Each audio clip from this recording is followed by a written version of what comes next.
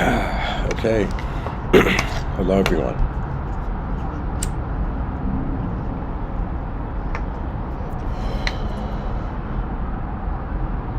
What would collective transcendentalism be like? And initially I wrote the statement, what would collective transcendentalism look like?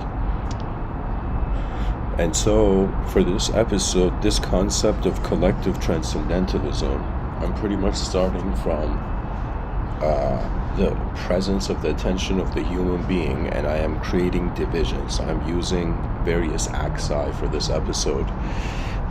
Pretty much I'm branching out a concept in a certain way, and I'm going to explain this to the listeners.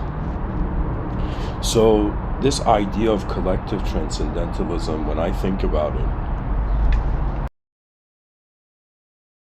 I think about the concept of transcendentalism pointing to the beyond, or getting past, or overcoming. And then I think about the concept of the collective being, in some sense, the overcoming of all, by all. All is overcoming all that it is.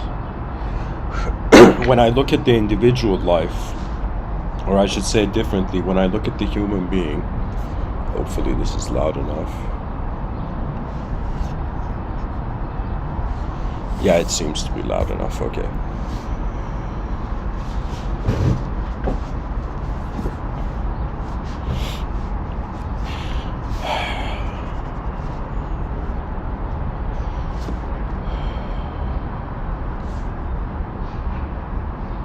The way I'm looking at it is that really what the world is, we start from an inconceivable moment, and then there is, you can say, dimensions of that which moves, that which is still.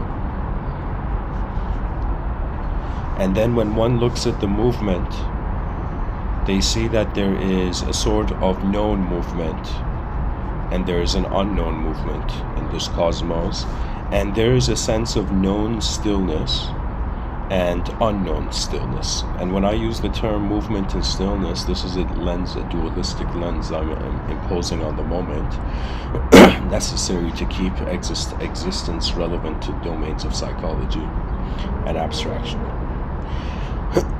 The task of, I would say, the scientist is to try to move the abstract to the real, and the task of the philosopher is to wonder about reality through abstraction. You see, the human mind gives us an ability not to just live in the world, but to experience probabilities of the world and then actualize them if need be. Anyways, I'm just saying there's a moment of intelligence, there's movement and stillness. For the mind, movement would be noise and sound. And for the mind, stillness would be silence. Now, the movement, I am saying, it branches out into, like there's two other branches that come, which is the known and the unknown, and we have a sort of known stillness, unknown stillness. But then I would go towards that which is, I would say, natural. I mean, there's another level. There's like individual, collective, but I'll say it this way. Let me simplify this. I'm pretty much saying consciousness in its arrival into the conscious waking state notices there's known variables and unknown variables, and based on its sense of selfhood, it perceives that which is natural and that which is unnatural. For now, the human being's understanding of nature is interconnection. People think oneness with nature is like the ultimate thing you can do in nature. You know, the person's like, I don't hug trees anymore. It's like when I sit in a forest, I am the trees.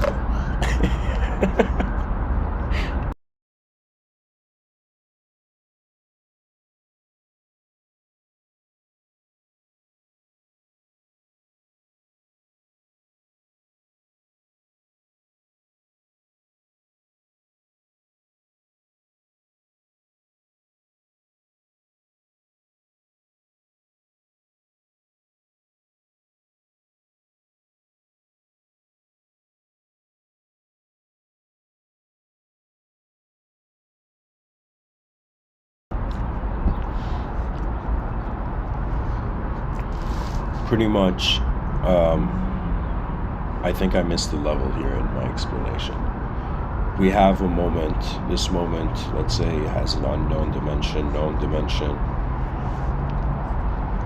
This unknown dimension has a sort of individual, let's say, has a sort of natural, unnatural dimension. Or, excuse me, I'm confusing the listeners here. A being opens its eyes, it notices there's the known and the unknown, and for each, the known and the unknown, for each of them, what we find is that there's a relationship of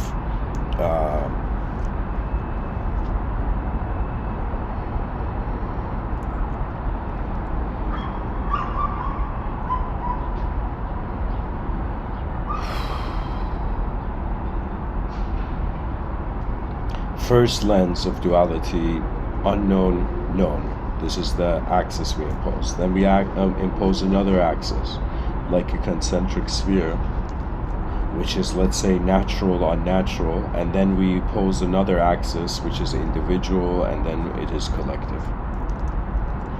So people right now in the world, they think that they're just an individual and there's a collective, and that's the type of duality there is. But really, what I'm trying to suggest is that there is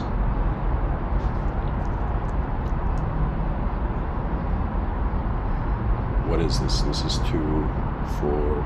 There is 8. There is 8.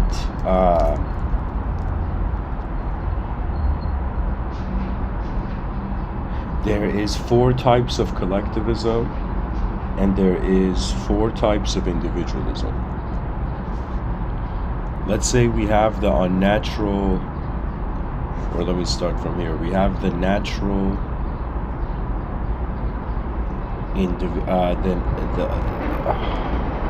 the known natural individual,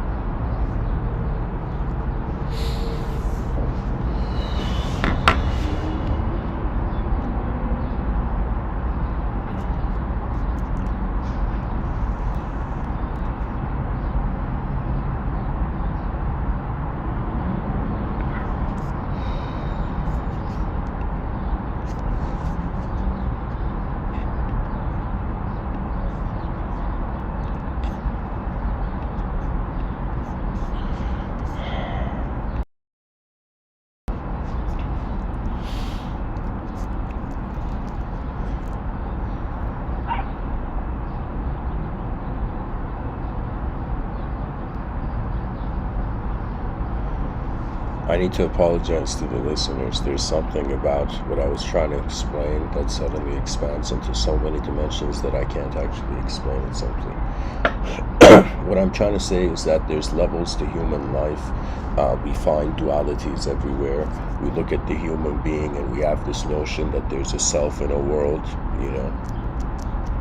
So we have the mysteries of a sort of unknown self, known self, and a sort of unknown world, a known world. And then each of these has the denomination of sort of being natural, right? That means there is unknown natural systems, unknown unnatural systems, unknown natural systems. There's known natural systems, known unnatural systems. Really what is going on is that some part of nature is noticing itself in relationship to everything. On an existential level, it is inseparable, but on an experiential level, it is separated. What that means is when it comes to the meaning of existence, pretty much anybody that exists has fulfilled their existential purpose. But if we were to think about an experiential purpose, the experiential purpose is another way of saying, where is the driver of the vehicle of consciousness going? When I say collective transcendentalism, that's actually after individual transcendentalism, right? It's as if just like we thought we were a body, then we realized we're a mind. it's like right now we're living in the phase of human history in 2022 where people are realizing they're individuals, but then there will come a time where they will realize they're collective. Then there will come a time where that collective life of the species will not only have activated for centuries, but it would reach a certain point where human beings have played enough games as creatures that are separate from the realm and creatures that are being in union with the realm. It's as if like there's an evolution of the psyche beyond the framework of gods and man, which is another way of saying that the species needs to play with its unknown dimensions to be able to trust it, but eventually realize that what is unknown to the knowledge of man is the limitation from the restriction of the idea of man.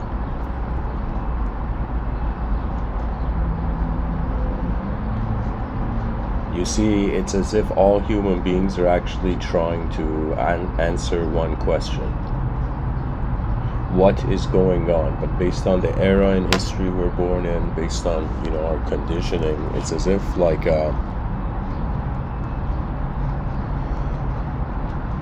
the mind is associating as the small and the big. Because the mind associates as the small and the big, the only thing that a microcosmic entity could do in a macrocosmic intelligent universe is to actually surrender its microcosm.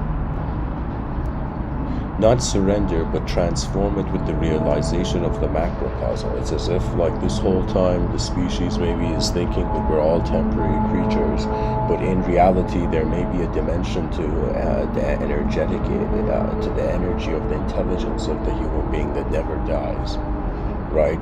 We identify as matter in space, and matter breaks down, kind of like an ocean wave of complexity. It's like, oh my God, look at these, elements of the periodic table being me, and then suddenly it reaches a point where the persona stops being the elements of the periodic table in that fashion. It's another way of saying that nature is behaving, human beings are its behavior, and the significance of every moment of nature's behavior is like ultimate. Right? To me, imagine there's someone who's like, in previous talks I speak about it in the honor of the advanced civilization, as if in the future there will be people who will serve the mind of the species, and there will be those who serve the body of species, and there will be those who serve, I would say poetically, the soul of the species. Now, mainly right now in 2022, it seems that the revelations of order is limited to chaos. That means the past requires novelty to update. And to me, the fact that a creature has memory, that means it's like, let's say before individual consciousness, there was no sort of memory of identity. There are philosophers, I believe, of the likes of Noam Chomsky, which talk about how there was meaning before there was language. So there has been a dimension of experiential meaning in communication prior to any linguistic orientation of the entity. It's as if before we were a subject behind our eyes, there was an object that was content with the unknown happening. Collective transcendentalism for, let's say, this earth we find in 2022.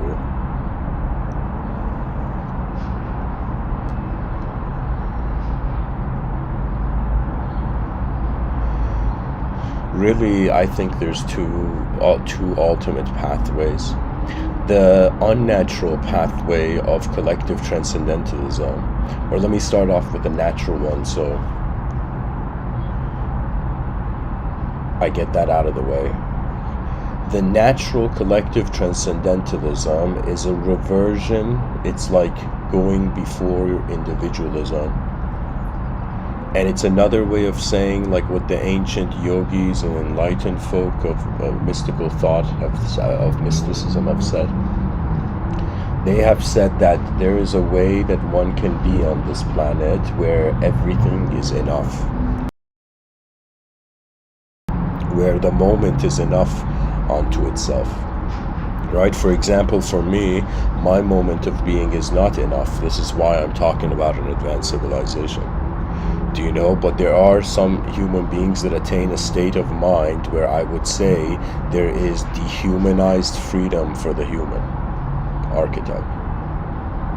It's another way of saying natural collective transcendentalism means a sort of pre-language state of presence, and unnatural collective transcendentalism will be that point where the species has, how would I say it, where the natural human being is being considered as a phase, right? It's as if like we have this notion of physical evolution. A creature adapts to its environment and inevitably changes into a completely different creature.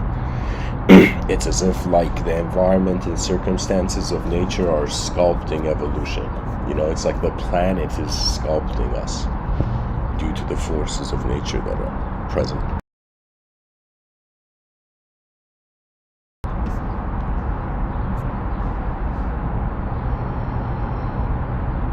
Okay, so there's someone in the chat section.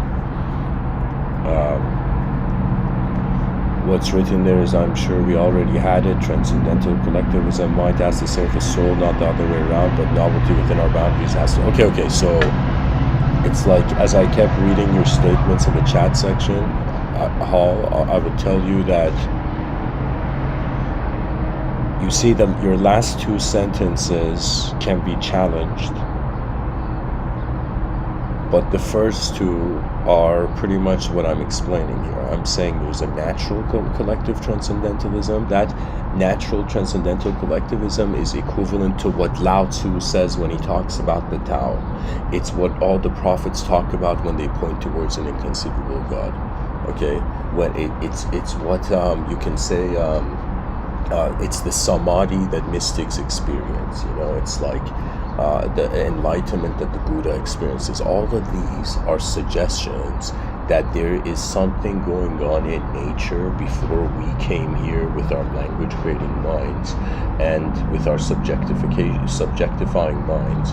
And really, once you actually remember that, there is no suffering. Transcendental collectivism is another way of saying a universal being remembers it was never an individual. Okay, but when I say unnatural collective transcendentalism, you see, this is a very strange probability of how the human species can move into the future, where it decides and begins to revalue what the human intelligence is, and we discover that the mind, kind of like if the future becomes, if René Descartes was correct in the future when he talked about the mind-body dualism, if human beings, just the same way that a body is real to us right now, if we have the same reality of a dimension of mind that is separate and untouchable by the physical dimension. I'm saying that if we treat ourselves as the more we treat ourselves as spirits, the less the change of the body and mind are going to become important. Do you know? It's like what I'm trying to say is that in the future, human beings are going to get bored of temporary perception. When technology allows the lifespan of the human being to increase, human beings will be pulled into an era of technological continuity. It's another way of saying that a real temporary being found an artificial way to make itself immortal. Okay, that would be a sort of individual transcendentalism of the body, but the transcendental collectivism of the future is when the species realizes it has an inner life, it has an outer life, but it can also have a cyber life, right? Imagine people are connecting their heads to the same mind server, okay? And in this mind server, it's as if a person has one biological body, right? And then they have their own mind where their persona lives. Now imagine connecting the background of your mind to, like, let's say 100 minds, like 100 people connect their minds, and each person, it's as if becomes an Uber being. Do you know? Do you know? Like when Friedrich Nietzsche spoke about the Übermensch in his writing, this philosopher.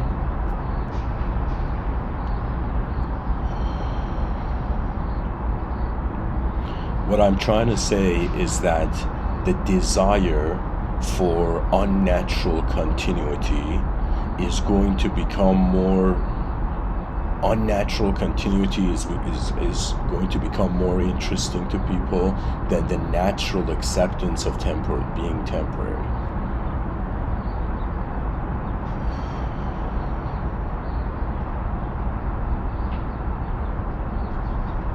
This is something that the philosophers of the future, it's as if I am, trying to politely shout at them, right? That we have studied individual consciousness and we have tapped into its unknown variables and mysteries.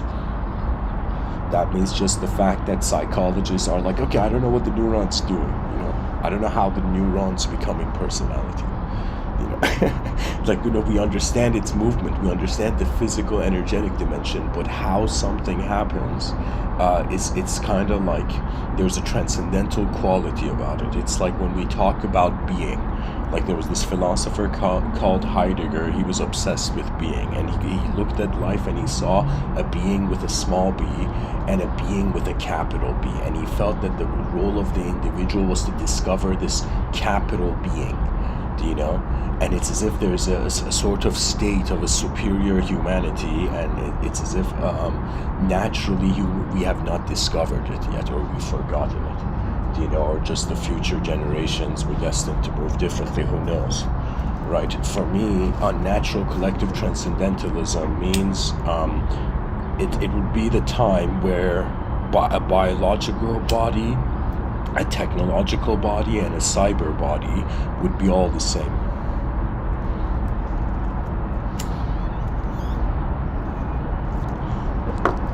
So, by the way, something I'm trying to encourage in the chat section, feel free to challenge the ideas or share, sometimes, somebody once said questions open the world, answers close the world. We should be very careful that the psychology of treating life as an answer is very different than the psychology of looking at life and seeing that it's a question mark. This whole time it's been a question mark, but believers and disbelievers were too obsessed in making it into an exclamation point.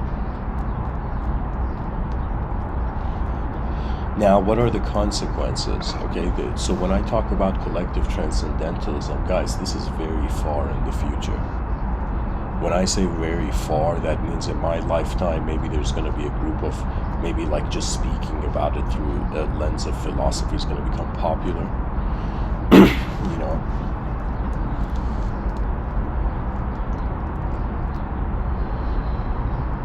But really, I expect it maybe 400 years from now. That feels like the appropriate time when collective transcendentalism, there's going to be efforts towards it.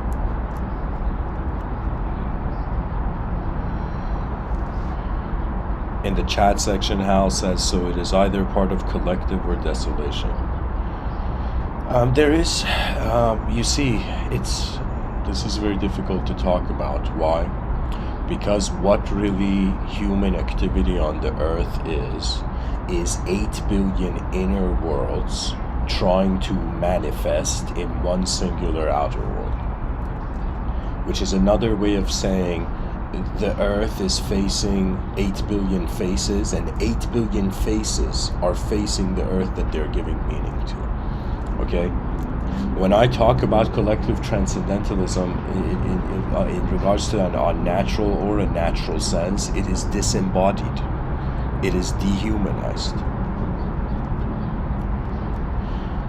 The consequence of collective transcendentalism naturally is dehumanized remembrance. I would say the consequence of unnatural collective transcendentalism is, I don't want to call it the curse of infinity, but it would just be like, a sort of endless sight roaming through the shapes in space, right? Because whoever you are listening to me, just think about it. What's going to happen to the human species just in existence? If we just fast forwarded, the story of the world and we just saw change, that means imagine in your inner realms, you just fathom the world fast forwarding to the year, let's say 2572. You know, it's as if you would see so many stages of change, right?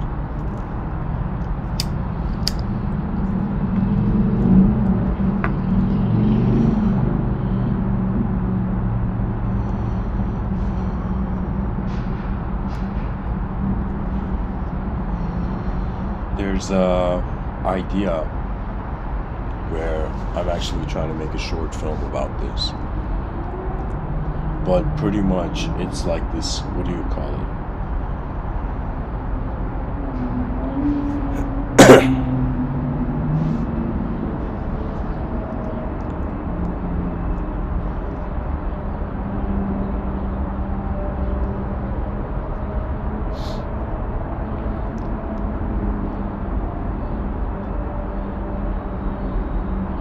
Pretty much imagine at this dinner table, right? Imagine how, like in movies, you see the daughter asks the father, can I get a tattoo? And the traditional father gets angry and says, no daughter of mine's gonna have a tattoo, right? So I just envisioned a futuristic version of this where, like, let's say the child has come to the parent, you know, at the dinner table, like the daughter looks at the parent and says, everybody's a robot in my class, you know, all the kids are becoming robots in my class, you know, I want to become a robot dad. Right? Imagine your daughter says that to you, you know, and the dad responds, no daughter of mine's gonna be a robot, you know. Right? That is pointing towards unnatural transcendental collectivism. That's a consequence, where just the value for nature, it's like a flickering candle flame. If this flickering candle flame goes out and human beings begin identifying with a greater percentage of dehumanized psychological states rather than humanized psychological states, what tends to happen is that if we don't care for something in this world where there's karma, in some sense it fades. Right? So it's another way of saying the more unnatural human beings behave, eventually there will come a phase of collectivism. That means there will come a time where all individual natural, let's say all natural individual entities, they've experienced individualism to such a degree where there's like, what else is there? Right? And all unnatural individual positions, let's say they're on the same boat. Right? That means imagine individual consciousness, or imagine consciousness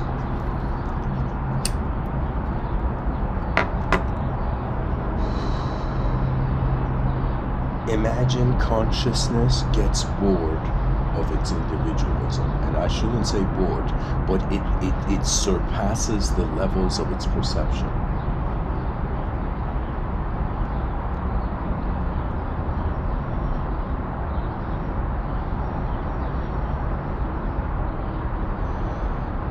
It's such an incredible, it's honestly being alive on the planet as a human being is a chess game.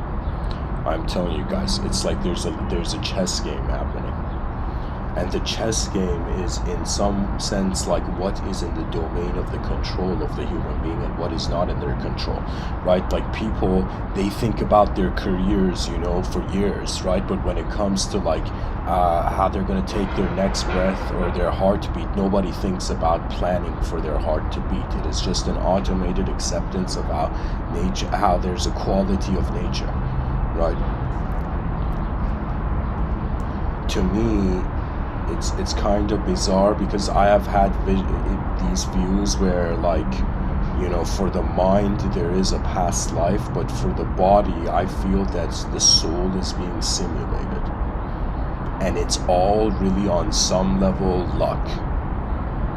I don't know how to say it, but there's some force that authorizes the moments that happen in this world to go forth. There are certain ideas which are the most foolish and they become eternalized, and some of the most complex, let's say important ideas, they become forgotten.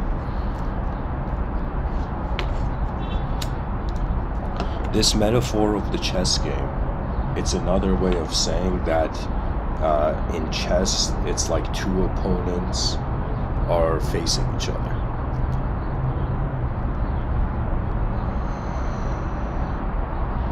And what is chess about? Chess is, like, to me, the most hilarious, you know, kind of it's the most hilarious game. Why? Because it's all about conquering space. Really what it is it is the effort of the continuity of living value.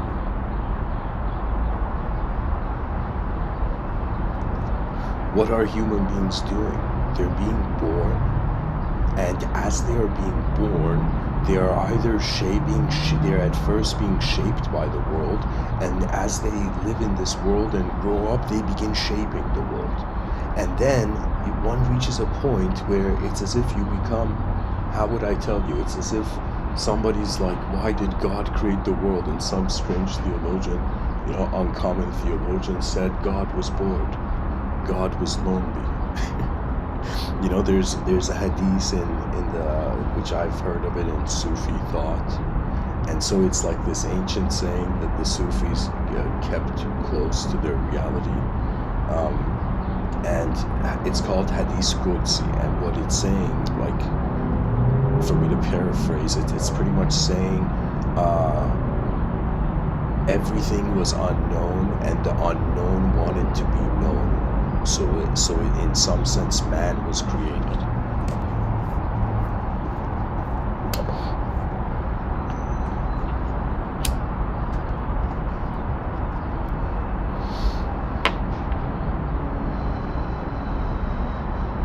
Pretty much, I'm saying there's possible chess moves which one can make. It's as if like. See how I can talk about this.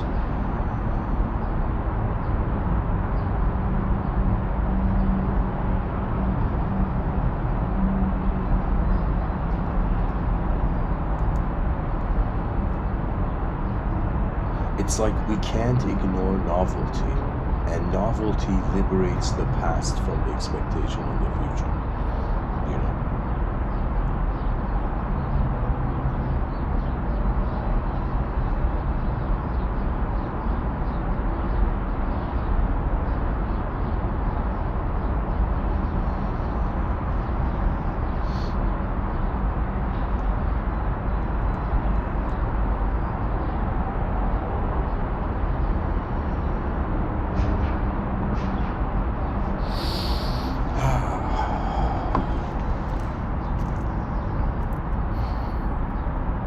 It's one of those days, guys, where I can see the future more clearly behind my eyes than in front of me. Pretty much, I just read the chat section, guys. Welcome, everyone. Feel free to ask questions. What I wanted to say was that metaphor of chess, guys. Pretty much, I'm saying it's like there's opposing forces, right? And then there's probabilities of movement. Every piece has its own life on the chessboard.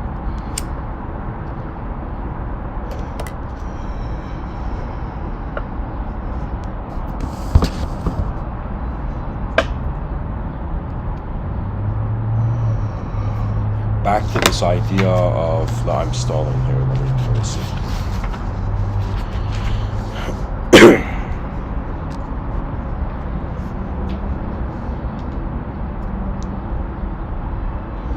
In the subtitle, I've written, how will individuals access the collective? Maybe that's a good place for me to start.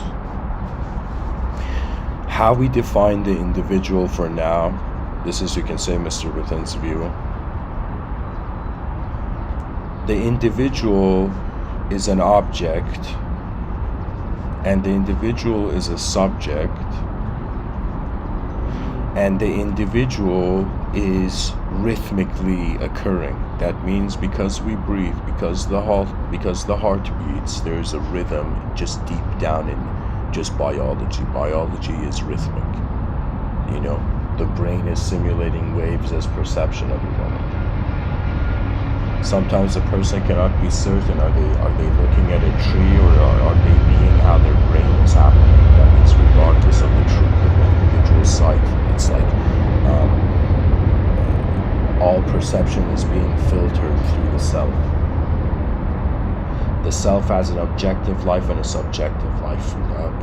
In Mr. Withinian thought, I call this your inner life and your outer life. Right now, in Civilization 1.0, it doesn't care for the inner lives of people. It has prior, and it's a strange time because people don't care about their inner lives either. Right? It's as if, rather than every person being like, no way, my ancestors lived and I have a DNA that gives me permission to see reality in a way nobody else can. And then how does the person value themselves?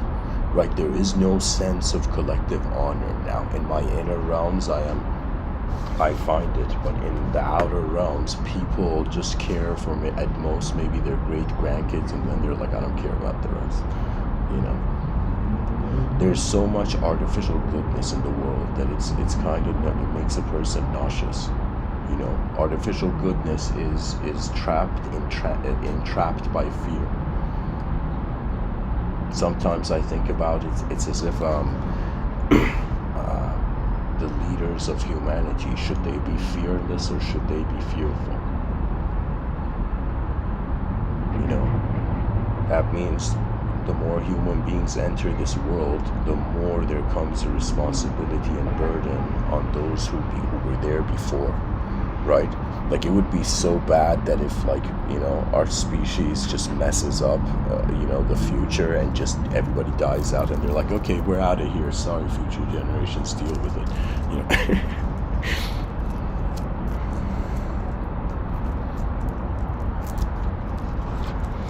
Guys, I think I have successfully inspired people in the chat section to play chess.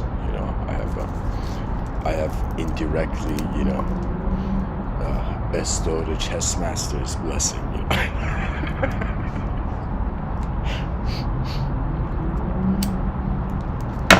The outer life, the best way I'm trying to explain it for the future generations, it's like a multiplayer online game, but instead of the characters being made of pixels, they're made of the periodic table. Life is a game. We cannot ignore this because we appear as a character in the world. You see, this is something about the mind that I notice, and this is a bizarre thing, where I realize that the mind is generating the concept of time, and the mind is another way of saying it's a universe creator, your mind. Now, what the body is the body is bound to the designs of nature and the world, so the body is always a servant of the realm. This is the ultimate purpose of the body. Right? It's like you realize your energy, and this energy directs to the greatest outcome, which is another way of saying that it's like before we do the greatest thing, we need to wonder about what the greatest thing is, right? And to wonder about the greatest thing is like the first step to the overall greatness. So your outer life is one giant multiplayer map, and the map is just a singular existence where people have commonalities, right? But when it comes to your inner life, the inner life of the person is beyond time, because the mind is creating the concept of time, and because the mind creates the concept of time, the context where the mind holds for itself is boundless. So the mind is like eternity, the mind is like the limitless masked as the limited, okay? And because the mind, it's another way of saying the subconscious of the ego is a hidden godhood for itself. That means there's some part to the human intelligence that cannot ignore how it is originating its being.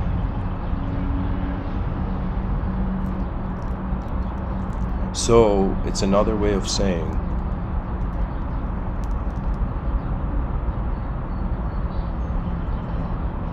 the mind has an ability to project beyond time.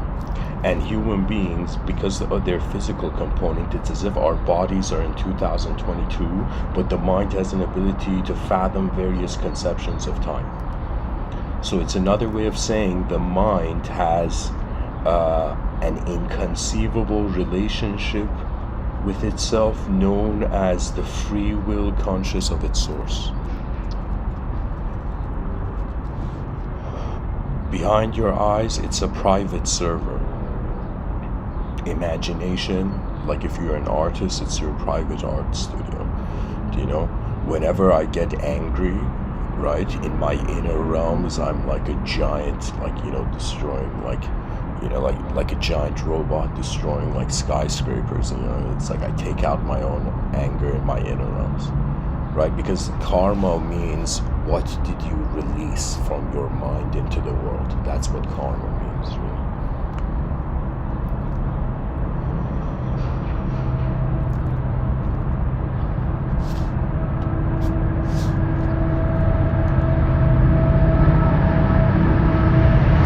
Now, collectivism is another way of saying that the inner life and the outer life become equivalent of value.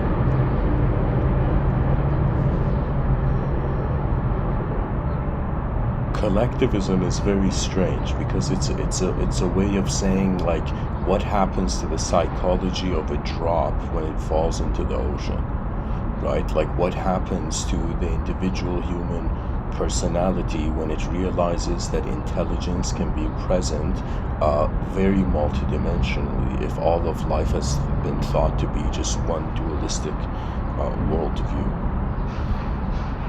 It's like an advanced, let's say it's like a time traveler comes back to the past, and you know, the people in the past, like the past self of the time traveler is like, are you a good person or a bad person, time traveler? You know, like they're questioning their future self. And the time traveler's like, you guys still believe in good and bad? Shit, you know, I came to, you know, I should have gone a bit more into the future.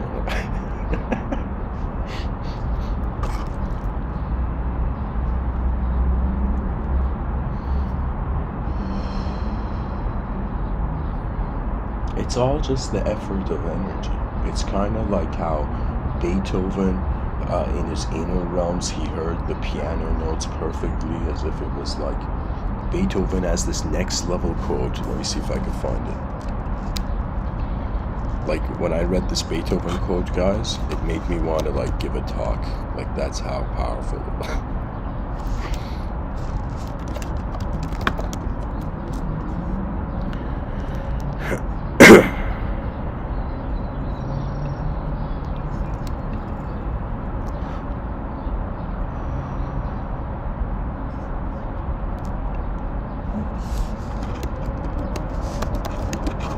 I'm trying to find the quote. Hold on, guys. Oh, here. He says,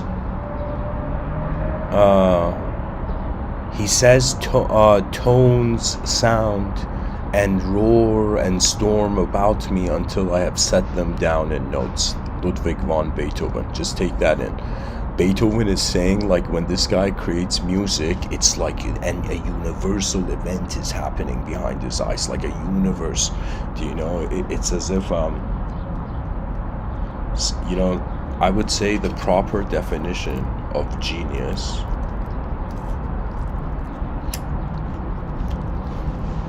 would be to challenge the inconceivable. You see, the greatness of my body, it is bound to the biological animal's destiny. But the greatness of the human mind is the ability to realize why not. You know, why does the human intelligence not realize it has an ability to reset the context to any concept? Philosophers who understand this, they become, you know, like Neo in the Matrix, but in the realm of language. There was this man called Rishi Vyasa. There was a title given to him that he was the incarnation of God in language and like Vedic thought. There's dimensions to life, and it's all about how we manage these dimensions. I mean, what is the human being? The human being is an information translator. Like that's what the brain is doing. It's taking senses and creating perception out of it. It's transforming the inanimate to animate by being animate. Like that's the ability of consciousness. Like you know, round of applause for, you know, 4.5 billion year old evolutionary consciousness, guys. You know?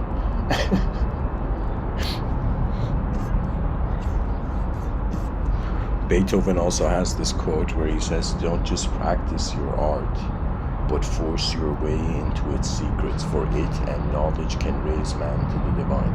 And it's another way of saying where it's like, don't just practice an art form, wonder about the source or the ultimate state of something, anything, whoever you are. This is like, you know, an algorithm of advancement, where any system you are, you wonder about, you project a conscious hierarchy, you know, a subjective hierarchy, and you wonder about what is the greatest value to the system and what is the lowest value. And it's another way of saying what is the best case scenario to what is intelligence and what is the worst case scenario.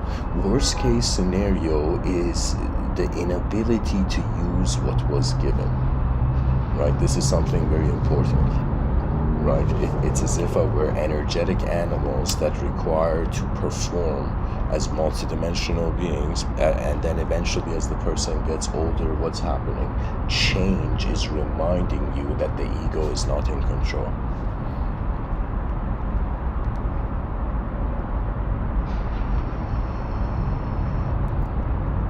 Somebody shared this quote.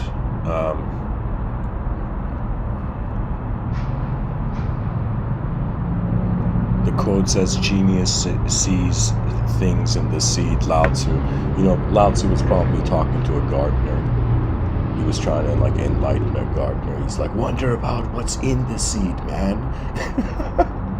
And the gardener's like, "I'm just here watering plants, bro. Relax."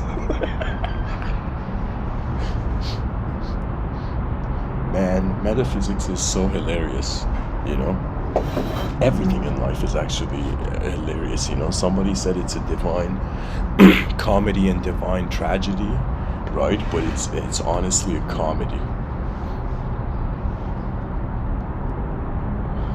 Greatness is hiding in the conscious waking state.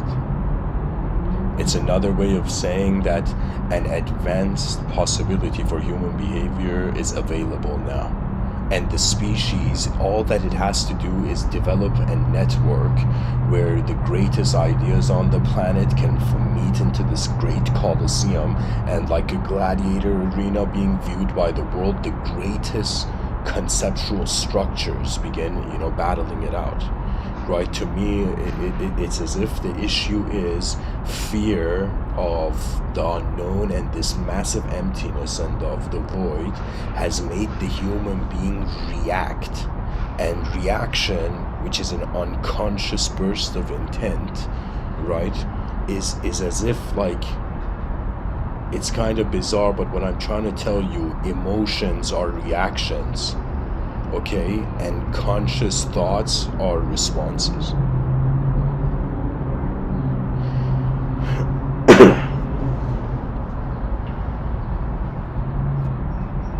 What would collective transcendentalism be like for an object? It would be pretty much the immortality of energy. Just realizing energy is an immortal force, you know. The human mind is so capable that it can attribute the inanimate to the animate. Just like how easy it is to say there's a God to worship, it's so easy to say that in some sense emptiness holds everything. Really what needs to happen is 8 billion DNAs need to activate, but they don't need to activate in this sort of magical fictional way, you know. Really what it is that great questions need to enter the lives of people. Everybody has a true nature. It's another way of saying at the background of your mind, you are actually living as the world. Your brain is not just projecting a subjective self, your brain is being the whole world. And consciousness, due to the limitations of the movement of the biological body, is being individualized. That means if a person could raise his hand and imagine like a building would float into the air, then the question would come like, how long is this guy's hand? You know, you know, it would be the question of like, beyond the biological boundary to what is defining the individual, What states are there? See, in like Vedic mysticism, they talk about knowledge and they talk about fields of activity, or the field of the activity of the knower. Right? This is kind of the linguistic opening to it.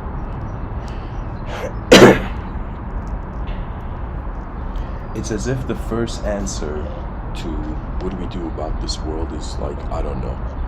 Like, that's the first answer. But when we get bored of what we don't know, we build civilizations.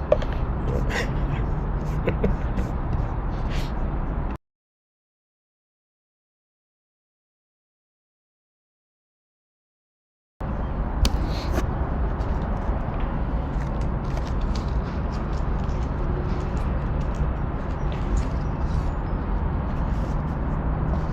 Transcendence means surpassing time, actually.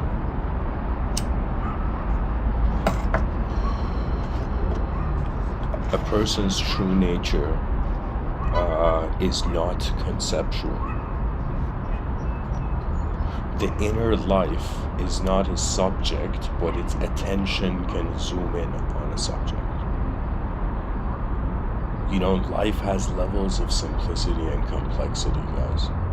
In its existential, relevant to being levels of simplicity, it doesn't have personality because it's like love. The love of self as a universal being is the ultimate. Collective, natural, let's say natural transcendental collectivism. It's like all religious people realizing they are the imagination of God. Do you understand? It's like a collective archetype replaces, overshadows all the other archetypes. To be a collective being, you could give a collective being a name, but the collective being is nameless. That's the future of the human intelligence, really. I give it about 3,600 years, and then something very unique is going to happen, and human beings are going to have the ability of either taking the path of infinite immortality or to take the path of liberated eternalism.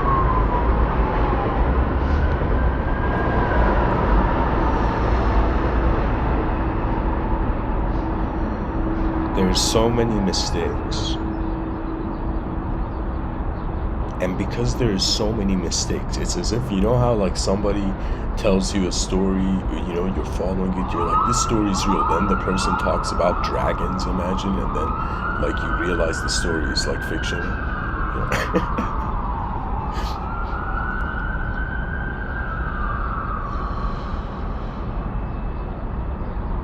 The true enlightenment of the species is the advanced ability to recognize that everything is empty, and when the mind awakens to the moment, it becomes the meaning. Perception moves internally, and internally it echoes. Like, people can just realize this, like, oh, look at something, close your eyes, and in your inner realms you will see it slowly fade into the pitch black.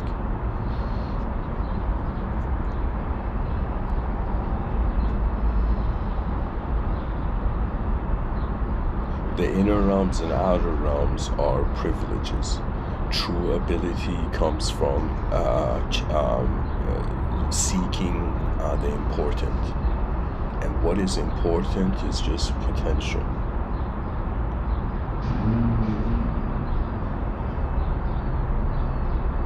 Think of the decisions that the species makes being like a branch of a tree that can have many parallel universes in it. The beautiful thing about philosophy is that if every human being was considered a philosopher, due to their uniqueness of their inner eyes,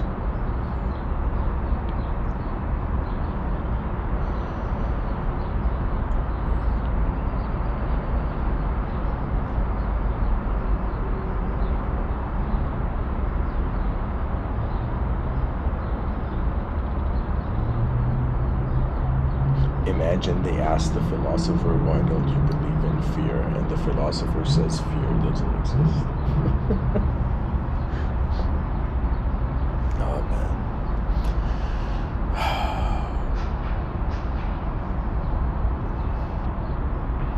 I've given so many talks, guys, where silence has become a canvas, like anything can be painted on.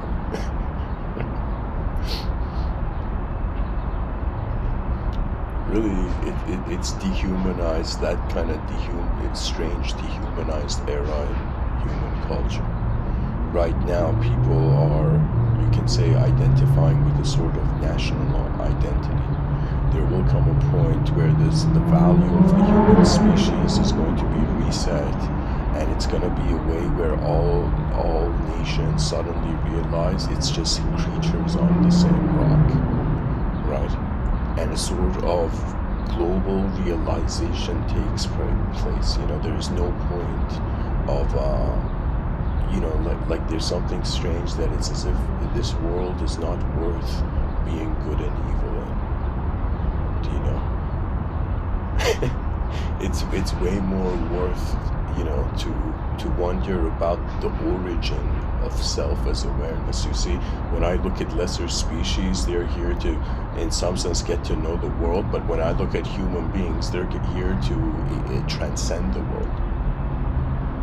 The mind is not an object, guys, and we all consider we have minds, not realizing the mystery of sight, beyond the conceptual starting point.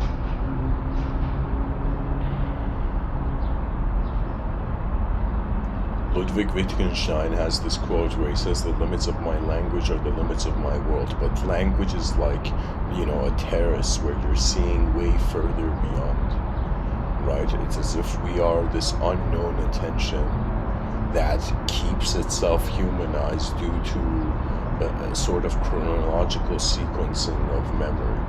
It's as if the person's like, how do I prioritize between new experiences and past patterns of meaning, right? And the answer becomes novelty wins. There is something which I think it's like a hidden urge of, the heart of humanity, where it cannot ignore something when it sees its possibility. You see, it's as if it's like poetically the mystics, allowed, mankind to glimpse in the, let's say, heavenly dimensions, and the moment mankind realized there was a heaven, there was the desire to even conquer the heavens, right? The biological program has to act like a god of its own hunger. But the psychological program is another way of saying that you're living as multiple ways that your attention is looking at how reality can happen before it happens. Our inner life is very fascinating because it's not chronological, it's simulating and kind of like, it's like resetting every day. There's something to human attention that when it wakes up from the unconscious of deep sleep, it's as if there's no prejudice on the day yet,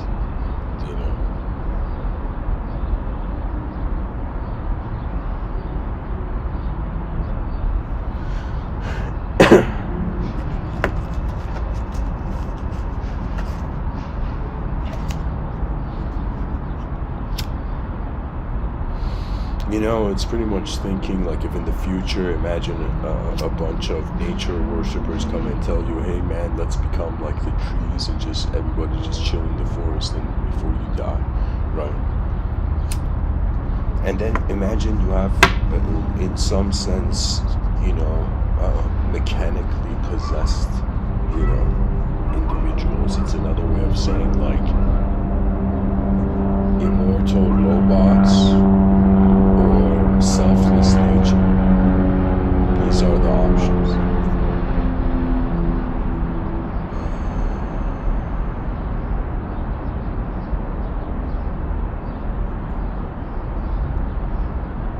I don't know why, but I feel that what is being here as the human being is just naturally beyond everything it sees. the brain has a certainty when it comes to like sensory perception, but when it comes to conceptual, when it comes to the inner realm is kind of like you close your eyes and you imagine, let's say, you know,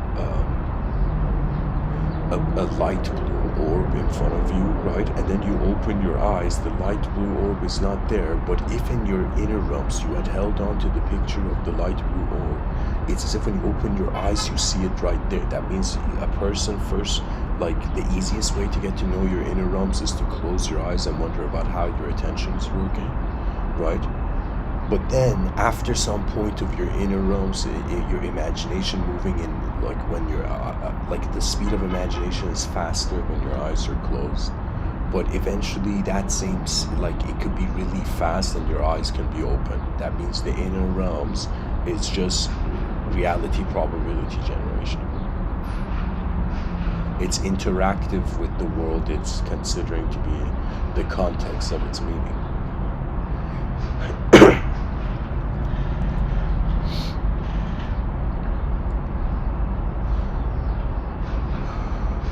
I sometimes think about, is love the smartest path? If a species is encouraged to love itself, does that mean it suddenly loves its own advancement? Or could it be that now we're living in an unknown period where we still don't know what the mind is, and the mind is a mystery? Just like there's great wonders of the world, like the pyramids of Giza, I would say, one of the wonders of the world in the inner realms is the mind. The mind is unknown. That means there's so many people, like, you don't know, like people think like if educational systems got rid of their unnecessarily robotic screening processes, right, it would be a sort of like the explorers, the greatest explorers of the world just find their headquarters.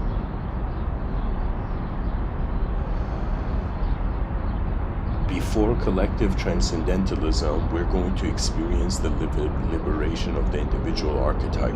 The future can either be seen as a sort of a hopeless anguish, or it can be seen as just an eternal ability.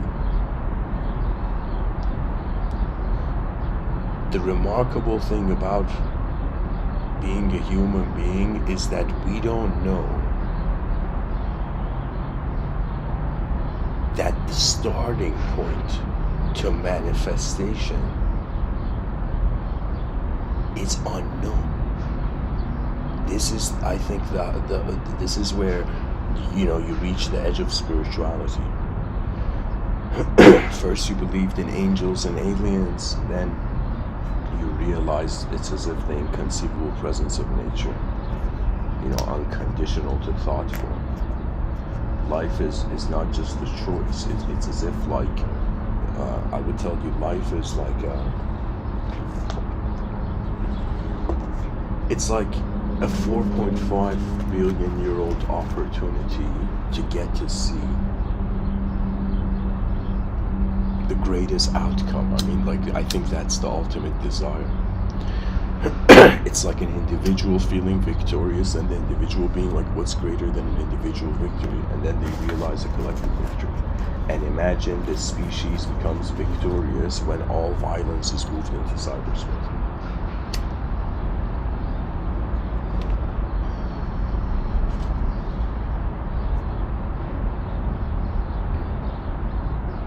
A part of me right now is wondering, do I fear collective transcendentalism?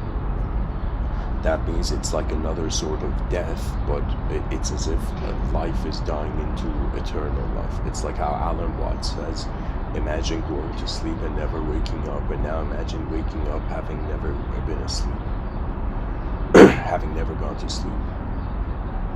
That eternal awakening is dehumanized. That sort of empty dream is dehumanized. It's another way of saying a multidimensional being has access to a rare dimension where it can manifest through individualized means. It can give momentum to the rhythms of nature. What we think human intelligence is actually the interaction with intelligent currents. You know, I don't want to say like the concept of a dragon, but I would say the concept of the winds of evolution. Imagine there's these invisible gusts of wind, right? Massive gusts of wind, and their intelligence just filled with pure intelligence. And as the human being is on the surface of the realm, they suddenly align to the spirit of the moment, right? You see, the human being in the outer realms could be lonely, but in the inner realms, if you're an honorable person, you can never be lonely, you know? Inner loneliness is dishonesty of self-origin. But I would say it's as if there's a liberated ability here. We know, we have seen examples of individual failure. We have seen examples of individual success. The world has seen this. We have seen examples of a collective failure, which is Civilization 1.0, but we have not seen the possibility of a collective success. You see, what's really going to inspire people to go towards collective transcendentalism is the mystery of how far the inner witness will choose to pilot its attention. It's as if an eternal, attributeless intelligence is piloting the attributes of matter. There are people on this planet, it might be better for them to actually live as egos. There's some people on this planet where they have seen it more than the ego, so they cannot live as an ego anymore. It's as if the living presence of the unknown. They have heard, they have felt, you know, the heartbeat of an unknown. They have felt the heartbeat of an unknown cosmic intelligence in the unconscious, in the collective unconscious.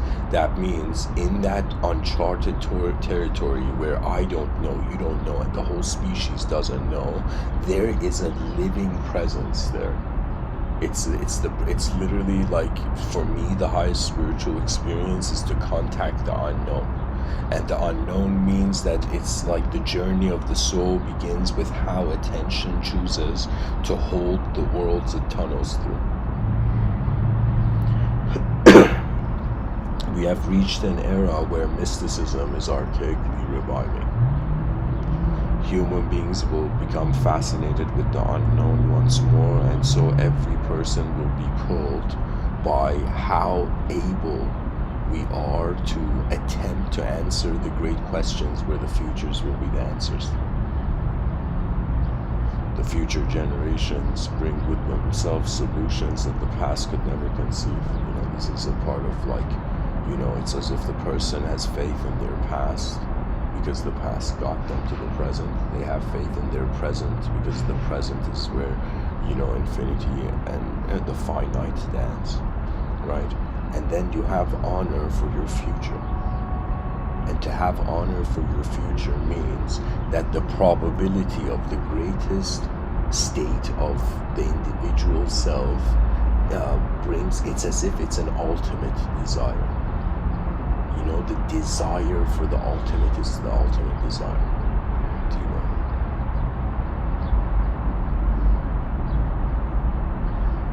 Fear has made human beings crave truth like a drug. Fear of the unknown, of the meaningless vastness.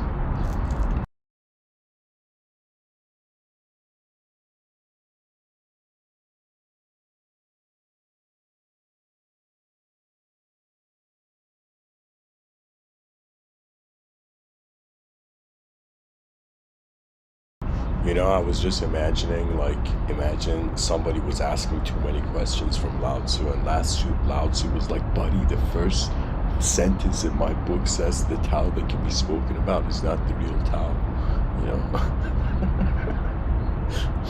To me, I think if Lao Tzu and Diogenes had a conversation, it would be the greatest, friendship, you know?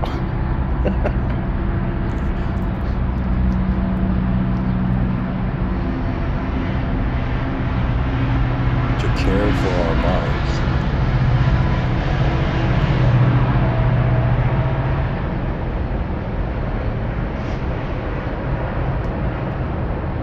Is another way of saying to build the future.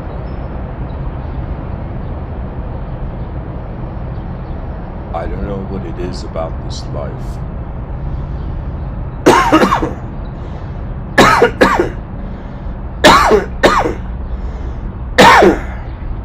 that makes the temporary wonder about the eternal. It's as if I can't go on, think, like, how do I tell you? It's like, to me, I have thought about what if everything, like, there was one day on the planet where, let's say, we called it opposite day. Some people have spoken about this on social media, right? So imagine there's something called opposite day, and on opposite day, for the first time, all human beings are actually acting as if they're eternal beings. All mortal beings are acting as if, like, what kind of psychology would develop through an immortal continuity of the human archetype. You see, there's so many ways the world can be looked at and hasn't been looked at, that really any person who wonders about the edge of any system becomes a pioneer and innovator. The explorer is the ultimate archetype for the human intellect. It's as if, imagine there was this mighty person, and this person's like, man, I read all the books on the planet. I absorbed and assimilated, let's say efficiently, all the information in cyberspace. All the teachers on the planet vocally gave me their greatest teachings. That means all the greatest teachers in the universe taught this guy the greatest teachings. And eventually the person was like, now I have reached a point where the greatness of the past and present, it's as if the person made their past an ally and the present became their ally, so it was as if full contentment on those two dimensions, and now only the future remains. I'm trying to tell you, when you reach the edge of the greatness, the summit of the greatness of knowledge, you realize there is an unknown sky, and unless there is an unknown, there are unknown wings. One cannot fly into the inconceivable. You see, there's a subtler dimension. It's like there is a surrounding, what people have called, for example, Antarloka in Vedic thought, or in New Age thought, they call it the astral planes. That's kind of like, the outer effect of the mind. Really, contentment with the unknown suggests the revelation of truth. All religions are saying is that worship the inconceivable, and when you worship the inconceivable is worshiping itself. It's another way of saying, like, it was as if the religion was the promise of an inner paradise.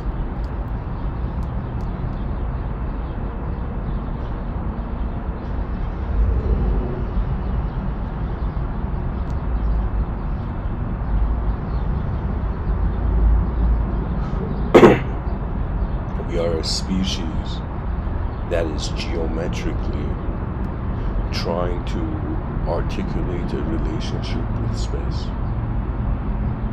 And really the ultimate wisdom is that the attention's assumption from the beginning suggests the growth of the evolution of the context. That means for every human being to try to consider and fathom what the greatest sight or the greatest eyes would look like. To seek the greatest sight accessible to consciousness, and to find contentment with the presence. There's a quote I'm going to read from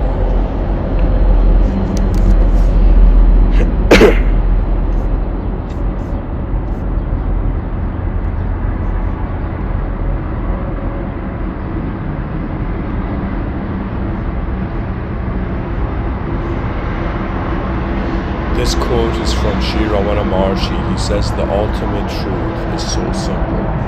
It is nothing more than being in one's original state. Like, this dude's like, beliefs are not original. Direct experiences. Really, the story that 8 billion human beings tell themselves is going to suggest our destiny. It's hilarious. If there's a human being that hates the world, that human being has been wounded by dehumanization. If there's a human being that loves the world, they're going to become liberated through dehumanization. You see, it's all in the capacity of intelligence.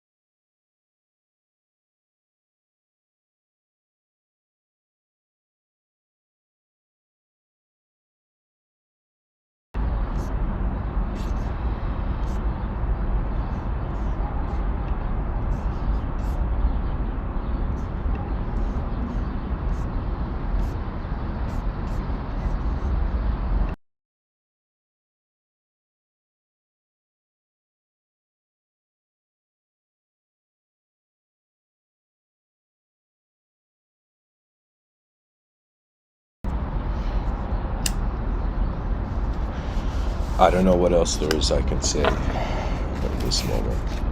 I just feel that collective transcendentalism, it's a possibility. And there is, you can say 2 ways to enter the future. It's either we beautifully do it, or we enter the future like a bewildered beast. It's a choice. Attention is the ability of the world to move differently behind your eyes. Consciousness is where the game is starting. And so we are actually like characters in an elemental video game, right? It's as if matter is doing something weird. It is becoming, the story of mankind. It's as if, why did the creature evolve? Was it just this blind desire for immortality? That means why was there this sort of momentum? And it's as if nature was playing a game before we were born. A system had developed, It's like on a turning world, eyes open. And a person can believe whatever they want, but we still can't see the edge of our universe. They say, like in billions of years, 4 billion years or something. I don't know the exact number. But like the Andromeda galaxy and the Milky Way galaxy, they're going to be like 2 CDs, like two disks kind of intersecting. And it's as if all the galaxies around them are going to move farther away, and so that Milky-Meta or Andro-Milky galaxy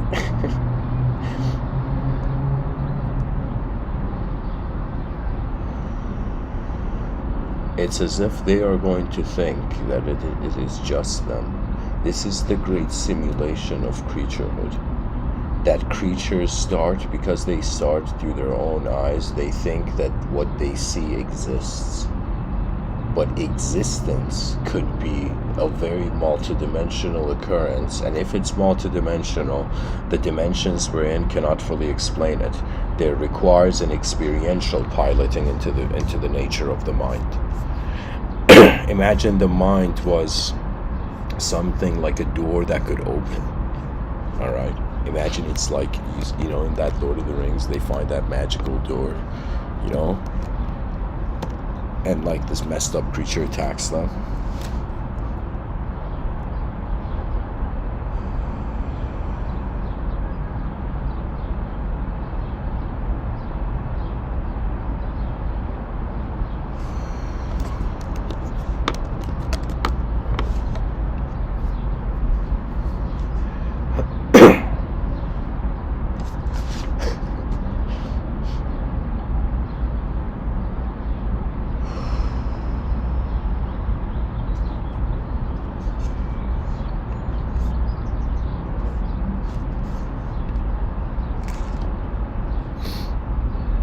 Sorry guys, I'm changing the music on my side. My attention's drifting.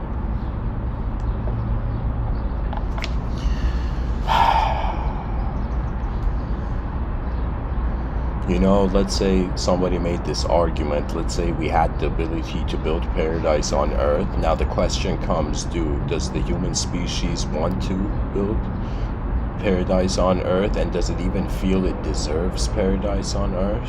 That would be the biggest question. And if the answer is yes, it's another way of saying that all the leaders of humanity realize the smartest thing is to advance all dimensions of a system.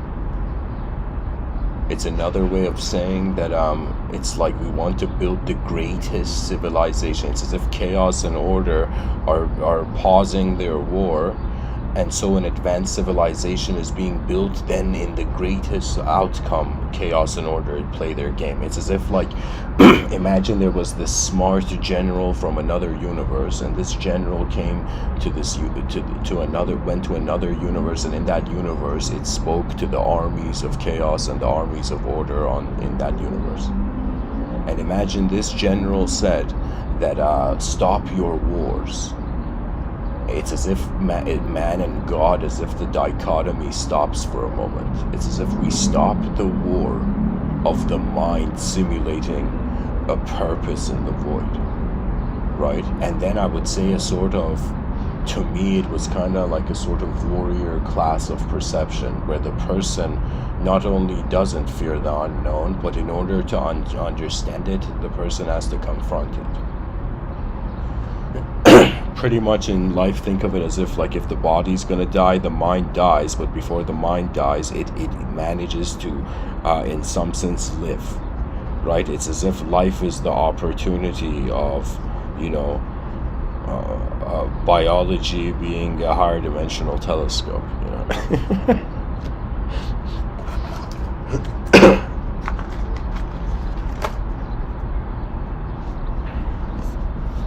Collective transcendentalism, because anything that's dehumanized is going to be weird in the future,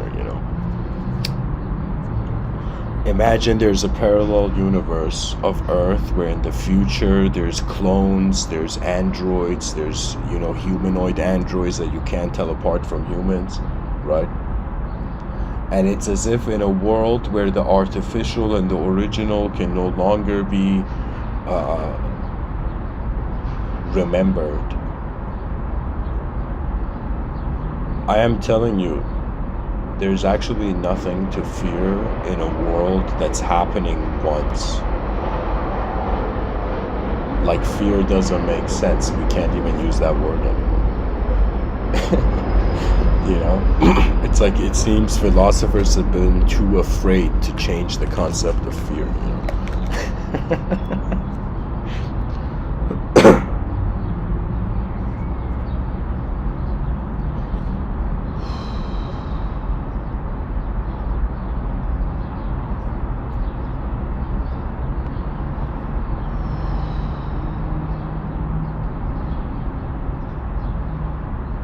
Really, like, what is life gonna do? It prioritizes continuity, but is it going to sacrifice nature for technology, or sacrifice technology for nature, or be smart enough to shield both dimensions and carry them to the future?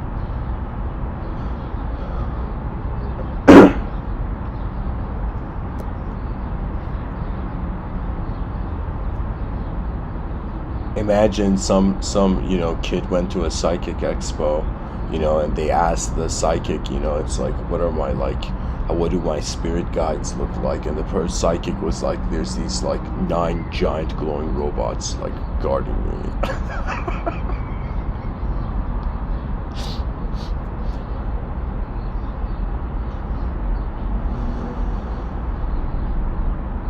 I'm just envisioning this scene.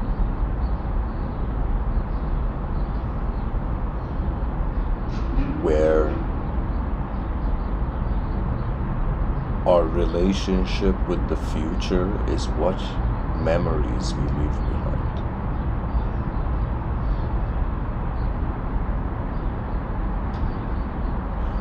poetically, there's an unknown soul behind everybody's eyes.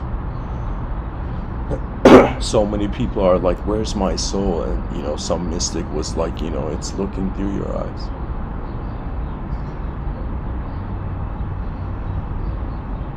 The presence of intelligent being surpassing personality. Behind your eyes, the mind does not act as it does not act as a humanized entity, which is another way of saying visualization is not a humanized event. The ability to visualize the inner witness is not a subject. Okay, the idea of the human is a subject.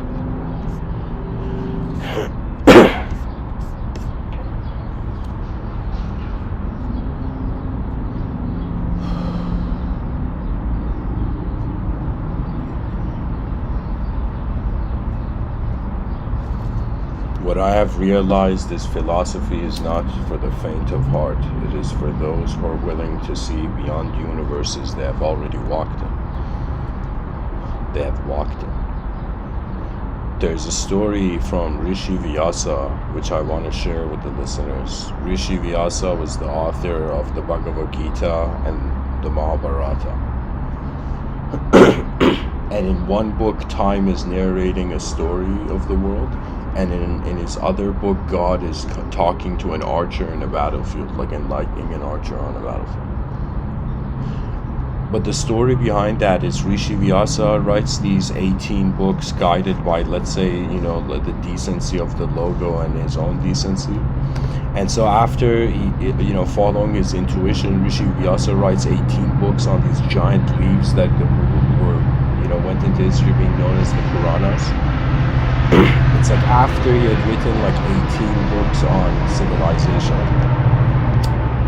it's as if an angel came to him and told him, and he didn't feel content after the 18 books.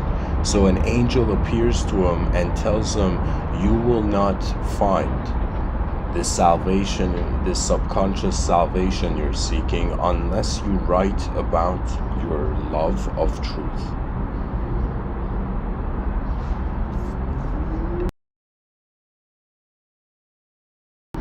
And when Rishi Vyasa writes about his love of truth, that's the Bhagavad Gita. That's the story of the archer. It's like an archer, it's like an honest being that doesn't know what to do, and suddenly the avatar of God arises. And so freedom reminds itself. You see, there's a chapter in the Bhagavad Gita which is so incredible. The Bhagavad Gita is like a masterpiece of literature.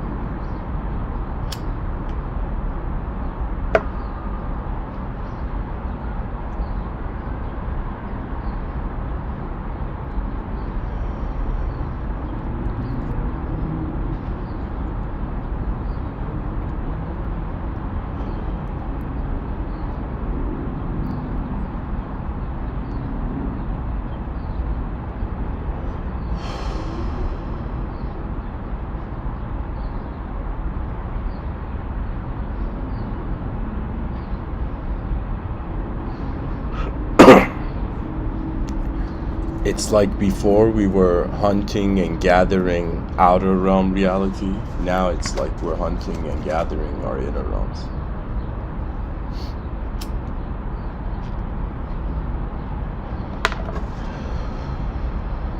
Pretty much, I would say, to counter an unnatural collective transcendentalism, the idea would be to keep nature in the causal position.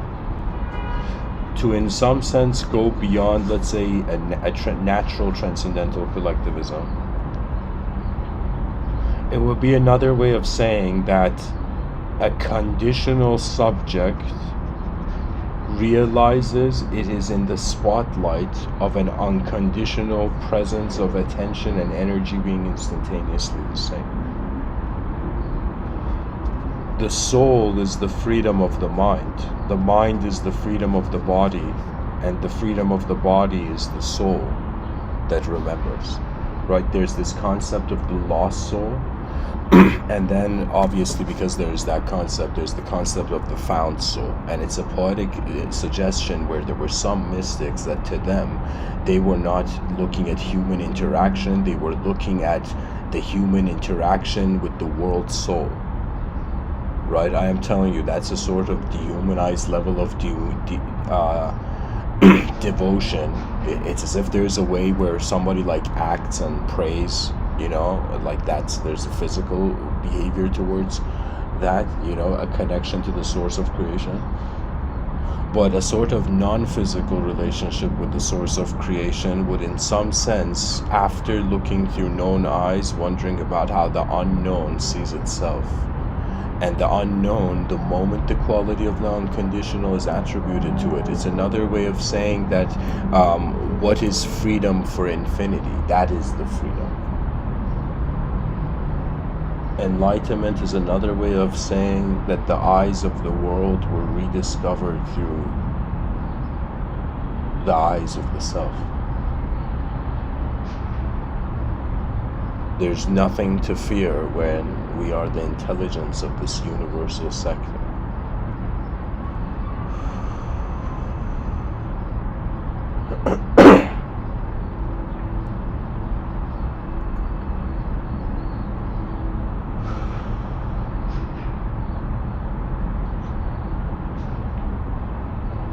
The obstacles to humanity are subjective more now than before. The human mind has an ability, just like how a person makes a sandwich with different layers, a person's attention can sandwich many realities. To me, it's as if when I realize I can intersect the vertical line with the horizontal line, all planes of perception to me became as if their connection is just waiting for the effort to be found. There's a hidden genius to the world, and I call this the songs of an advanced civilization. This is what happens when a species is intelligent enough to seek out its own greatest intelligence. You see, it's as if when you realize the future deserves the greatest, then everybody in the present recalibrates how much of their value system is based on the past being true and how much of it is about how we enter the future being true. What I have realized is that, and I think this is something the smartest people know, that there's always something smarter.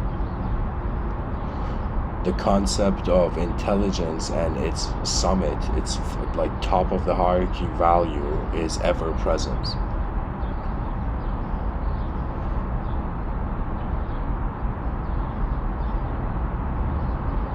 That means beyond objective selfhood and subjective selfhood, there is an ability of attention to discriminate between what is a dream and what is the waking state. I am telling you, true mysticism is not you go worship a guru. True mysticism is when the guru somehow manages to give you a mirror so you actually start having a relationship with the inner guru. And the inner guru is another way of saying your true original state is way more important, do you know, than how the world speaks. The songs of an advanced civilization, that's just how nature happens. It's like there's nothing on a planet, then there's creatures on a planet, then these creatures in their minds see many variations of the planet, then these creatures act upon a variation of you know, the potential of the planet. I am trying to pull, you know, the children of the present, their minds into start behaving like, you know, a universal being. That means it's like, sure, you identified with a chunk of rock, you know, it's as if now could the mind begin identifying with not just its planetary position, not, you know, it begins in some sense considering an interstellar position.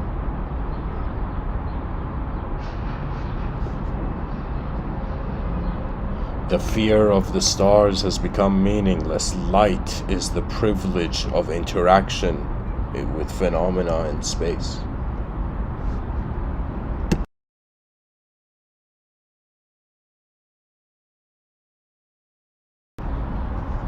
You know, if there was an advanced civilization, the first thing it would request from the members of its members is that, in some sense, care for the world beyond yourself. A sense of honor. Imagine all the children of the future generations, they cannot hurt life because it's too rare of an opportunity for intelligent action.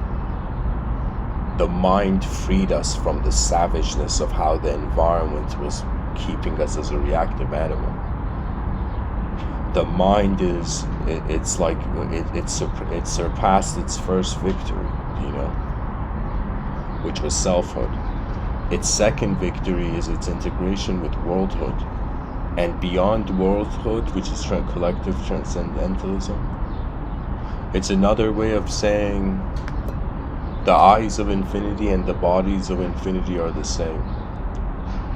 It's no longer infinity plus 0, infinity plus 1, infinity plus 2, infinity plus... It's now come to a point where it's infinity plus infinity.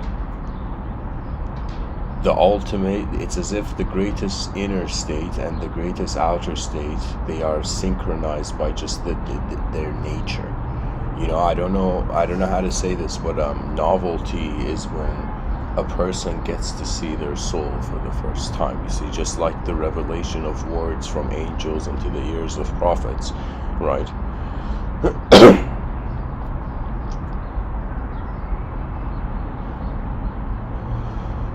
It's as if the infinity is its own inspiration. That means the moment an infinite ability is accessed, dehumanization is instantaneous.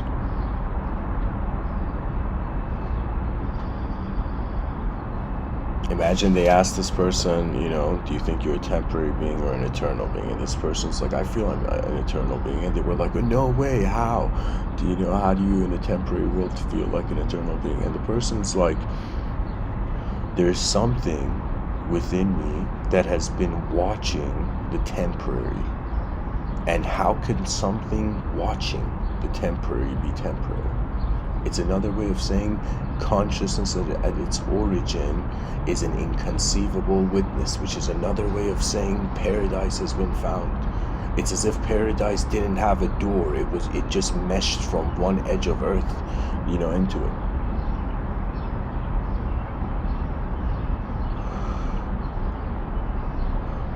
I have a twin brother, and my twin brother wrote this incredible novel.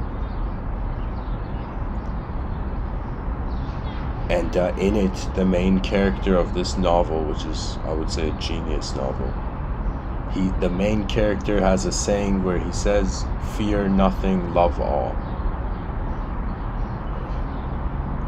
I feel I got that correctly. But fear nothing, love all, as if the ultimate. There's nothing to fear because that time being used for fear, it can be used for something else.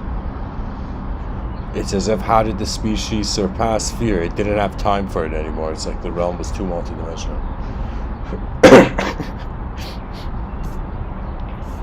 In this dimension, there may be some podcaster coughing, but in another dimension,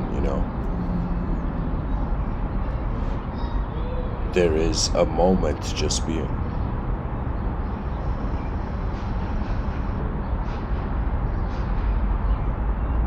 In the future, human beings are going to have the ability to have 4 states of mind. This is a model I've created. I've named it the Ring of the Absent Heaven. But I will explain it to you. Pretty much, human beings are going to realize all conceptual classifications of a self in a world all can appear in 4 types, four ways ultimately. That means I'm pretty much making this bold claim and saying that I have found where all philosophies lead. And to me, when it comes for the conscious capability, or when it comes for the ability of consciousness to project perception,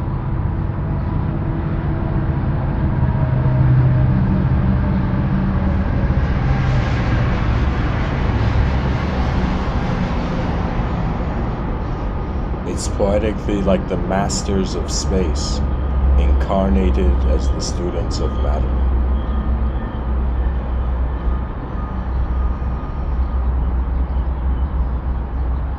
to me, how an advanced civilization actually happens is that everybody begins hearing the great song. It's a rhythm. We suddenly realize this whole time greatness was accessible in the inner realms, and the outer realms, it requires, like, strategic, chess play.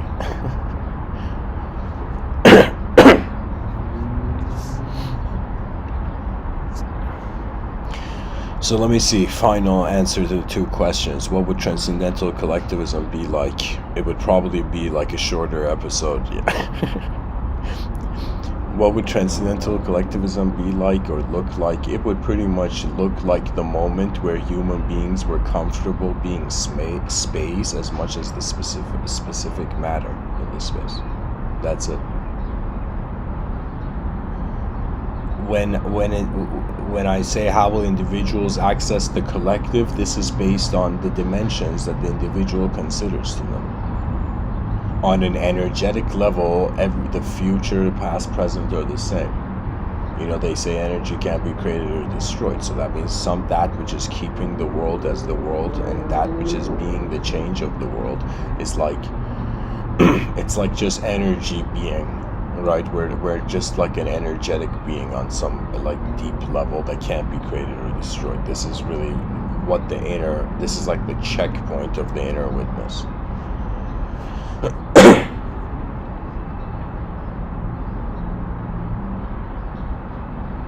When you suddenly feel how unknown the inner witness is, you can't do anything about it, and all your senses of self and all your memories become humbled by their limitation. It's as if you bowed to the world and then the world lifted your mind,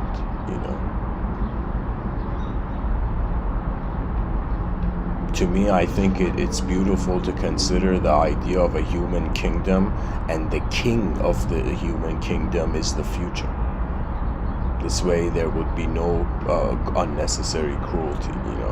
Man has played many mind games. It's as if people can read Napoleon's biography and realize the sort of inner chess he was playing with his environment.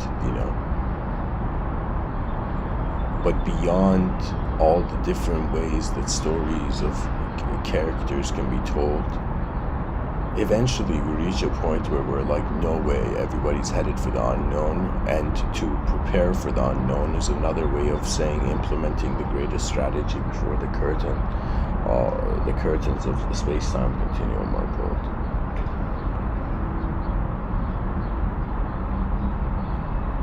Transcendentalism is not something very easy to speak about, because any idea it's applied on is suggesting beyond. Transcendentalism, it's like adding plus infinity to any story. It's like once upon a time, in a world nobody knew about, there was infinity.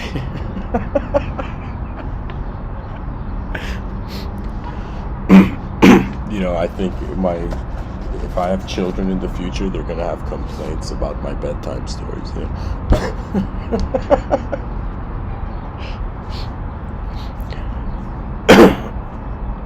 Excuse me, these coughs are super unnecessary, but I can't deny nature its birthright.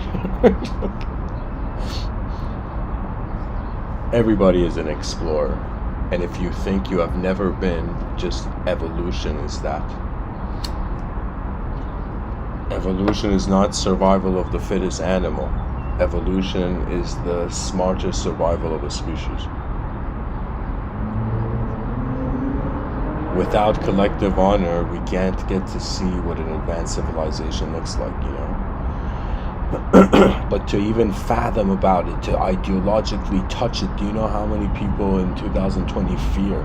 They fear wondering about the future, because they might miss out the paradise that's theoretically ever present in the moment. It's as if it's like, what does someone do post-truth? It's like they realized the truth of all truths and the truth of that, and eventually they were like, okay, I have realized all truths, what now? And now we see how from the void universes are born.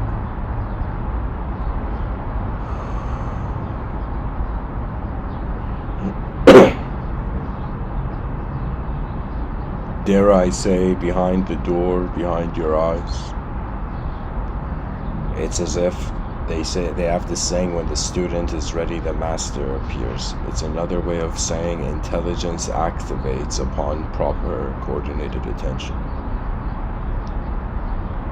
When it comes to the inner guru, the guru is not a physical entity. The guru is the qualities of a better world in which you abide by or not. So many people are trying to go to the afterlife, not realizing it's like we have an ability to create it now. We have an ability to experience 1,000 years without violence, just to see what it would be like, and then after 1,000 years we're like, okay, we can do whatever we want. You know, it's as if we ask anarchists to use their anarchist energy in the inner realms, and in some sense for 1,000 years violence was just accepted as common sense to be unnecessary, when everybody's trying to see how advanced the species would be like. It's like the cruelest person in an advanced civilization would at the same time, if aliens attack that advanced civilization, become like a guardian of that civilization. Do you see? It's as if the forces of nature, upon being given the revelation of superior worlds, they become the ally of the moment. There's a force to nature that is alive and it's unknown. And this is the true mystical starting point. And whoever is brave enough, they will, in some sense, how can I tell you? It's as if King Arthur, imagine he was like, is that a free sword? And he pulls the sword out, you know?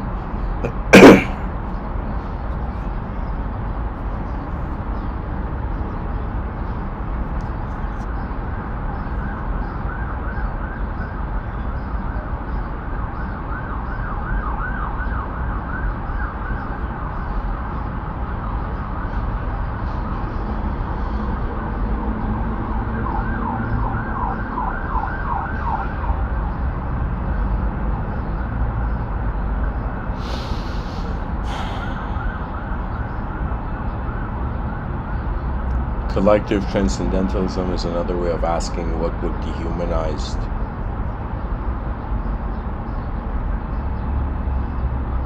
a dehumanized life force, there's a better word maybe I can find.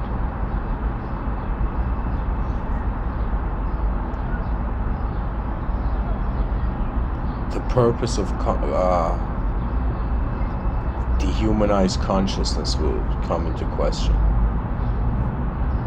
The future generations, the greatest task is how they remember their nature. This is the challenge of every, conscious entity in civilization. To me, I got bored of seeing good and evil archetypes of the planet. It's as if you can infinitely see something as evil and good.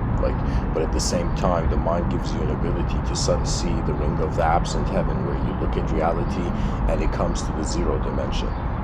Right? You look at reality, it comes to the dualistic dimension. You look at it, it comes to the infinite, and then it comes to the void, and eventually you realize the stories of life they have pretty much four ways they can move. Where does the acceptance of value, or how does the acceptance of value become the origin of the world? The philosophy is another way of saying that we are exploring the mind as a species. Anyways, guys, this was a long episode. Thanks for listening. Much blessings and namaste. And keep writing, because who knows, the hidden worlds that are